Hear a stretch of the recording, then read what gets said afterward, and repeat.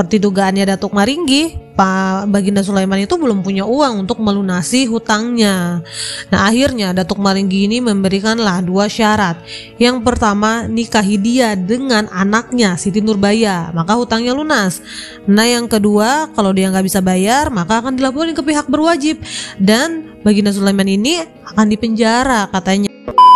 Selanjutnya Datuk Maringgi tuh makin menjadilah, dia tuh membayar orang untuk meracuni Siti Nurbaya karena katanya ya kalau dia nggak bisa memiliki Siti Nurbaya maka nggak ada yang boleh memilikinya.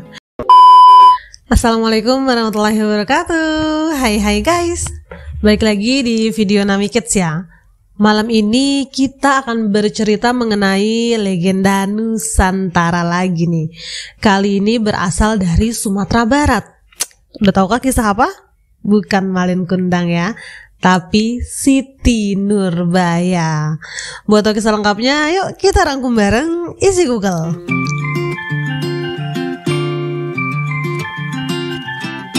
Siti Nurbaya, kisahnya tuh kayak identik banget ya dengan kisah cinta yang tragis. Tapi memang beneran guys, kisahnya tuh emang bener-bener sesedih itu. Bayangin aja ya, Siti Nurbaya seorang perempuan muda yang cantik, tapi dia ini harus menikah karena perjodohan dengan seorang laki-laki tua yang juga jahat dan kasar. Nah ini tuh terjadi karena masalah hutang keluarganya. Coba kurang menyedihkan apa guys kisahnya.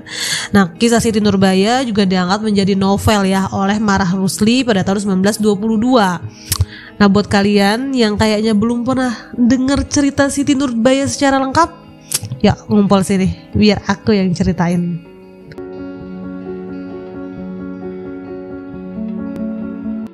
Dikisahkan di sebuah desa di Sumatera Barat hiduplah seorang wanita cantik bernama Siti Nurbaya. Dia ini berasal dari keluarga terpandang. Ayahnya adalah seorang saudagar kaya bernama Baginda Sulaiman.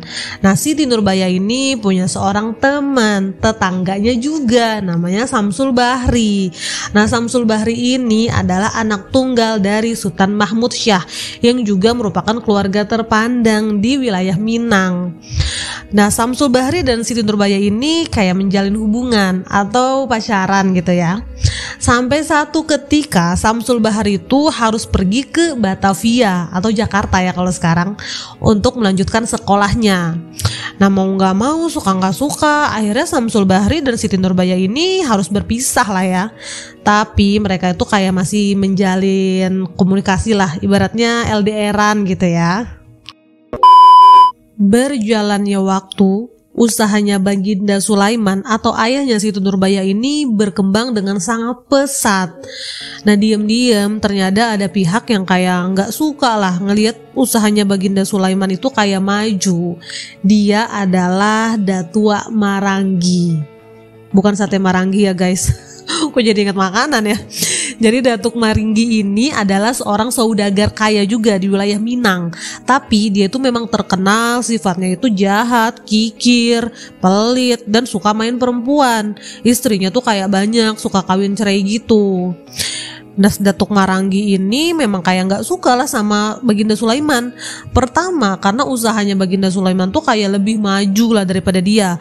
Dan kedua dia itu suka sama anaknya Baginda Sulaiman yaitu Siti Nurbaya. Tapi ditolak. Ya gimana gak ditolak ya guys. Siti Nurbaya kan ibaratnya kayak spek bidadari lah. Sedangkan Datuk Maringgi ini ya secara sifat aja udah gak baik kan. Datuk Maringgi ini merencanakanlah hal-hal licik untuk mengalahkan Baginda Sulaiman.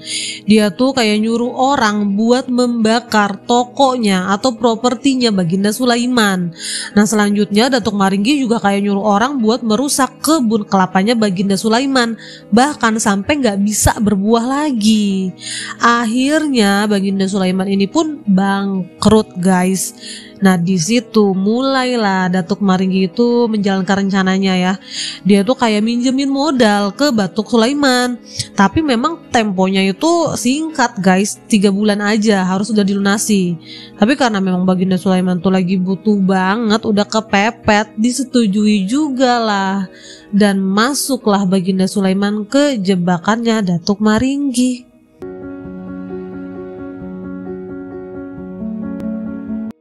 Tibalah saatnya untuk membayar hutang. Datanglah Datuk Maringgi ke rumahnya Baginda Sulaiman. Tapi ya seperti dugaannya Datuk Maringgi, Pak Baginda Sulaiman itu belum punya uang untuk melunasi hutangnya. Nah akhirnya Datuk Maringgi ini memberikanlah 2 syarat. Yang pertama, nikahi dia dengan anaknya Siti Nurbaya, maka hutangnya lunas. Nah yang kedua, kalau dia nggak bisa bayar maka akan dilaporin ke pihak berwajib dan Baginda Sulaiman ini akan dipenjara katanya. Nah bingung lah ya Baginda Sulaiman, ya secara anaknya Siti Nurbaya nggak mungkin mau lah ya menikah dengan Datuk Maringgi, ditambah Siti Nurbaya juga kan udah punya kekasih. Tapi mendengar kalau ayahnya ini bakal dipenjara, Siti Nurbaya ini ya nggak tega lah. Akhirnya dia setuju untuk menikah dengan Datuk Maringgi. Dan kehidupan yang sengsara pun dimulai ya. Siti Nurbaya pun bikin surat lah dan dikirim ke Batavia untuk Samsul Bahri. Dia cerita kalau dia ini harus menikah dengan Datuk Maringgi untuk melunasi hutang keluarganya. Walaupun Samsul Bahri ini sebenarnya sedih dan hancur banget, tapi dia menerima keputusan Siti Nurbaya. Setelah menikah, kehidupannya Siti Nurbaya dan Datuk Maringgi ya jelas gak baik-baik aja ya. Karena Datuk Maringgi ini kan orang yang jahat dan juga kasar. Bahkan ya, dia tuh kan tetap suka main perempuan, padahal dia tuh udah punya istri yang muda dan juga cantik ya. Ya memang udah tabiat susah ya guys. Sampai satu ketika nih Samsul Bahri tuh kayak pulang kampung lah karena memang lagi musim liburan. Nah ketika lagi pulang kampung, Samsul Bahri tuh kayak menyempatkan untuk datang ke rumahnya Baginda Sulaiman karena emang tetanggaan, dan Baginda Sulaiman ini memang lagi sakit keras. Nah ketika lagi jenguk, ternyata di rumah itu ada Siti Nurbaya. Akhirnya mereka ketemulah secara tidak sengaja, ngobrol lah mereka berdua. Ya kayak melepas rindu gitu ya. Nah ketika mereka lagi ngobrol ini, tiba-tiba datanglah Datuk Maringgi. Dia langsung kesel, langsung marah tiba-tiba. Padahal mereka lagi ngobrol aja. Datuk Maringgi pun menuduh kalau Samsul Bahri dan juga Siti Nurbaya ini melakukan tindakan asusila. Akhirnya ributlah hari itu. Samsul Bahri nggak terima lah ya difitnah kayak gitu, terlebih karena emang dia nggak ngelakuin ya. Tapi guys, emang Datuk Maringgi tuh ya nyebelinnya kan luar biasa, dan dia tuh juga emang terkenal suka berkelahi ya, suka cari ribut. Akhirnya nggak bisa terhindari lagi lah perkelahian tersebut.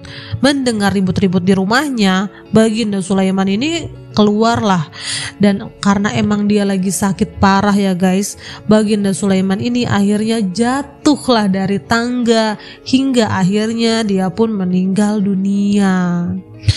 Nah nggak sampai di situ ya guys, Datuk Maringgi ini semakin menyebarkan gosip gitu ibaratnya di kampungnya kalau emang Samsul Bahri dan juga Siti Nurbaya ini melakukan tindakan asusila di rumah ayahnya sampai ayahnya ini meninggal dunia. Nah berita tersebut sampailah di telinganya Sultan Mahmud Syah atau ayahnya Samsul Bahri. Nah sedih dan kecewa berat lah ayahnya. Ditambah kan memang Sultan Mahmud Syah ini adalah orang terpandang ya di Tanah Minang. Nah karena kecewa, Sultan Mahmud Syah ini akhirnya mengusirlah anaknya Samsul Bahri, dan ia pun akhirnya kembali pulanglah ke Batavia.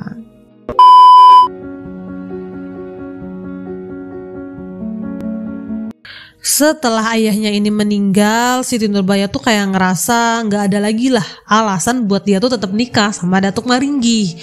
Akhirnya Siti Nurbaya tuh minta cerai lah ya. Tapi ya namanya juga Datuk Maringgi, dia nggak mau lah ya ngelepasin Siti Nurbaya. Tapi karena Siti Nurbaya itu berkekeh, dia tuh langsung pergi aja lah dari rumah suaminya.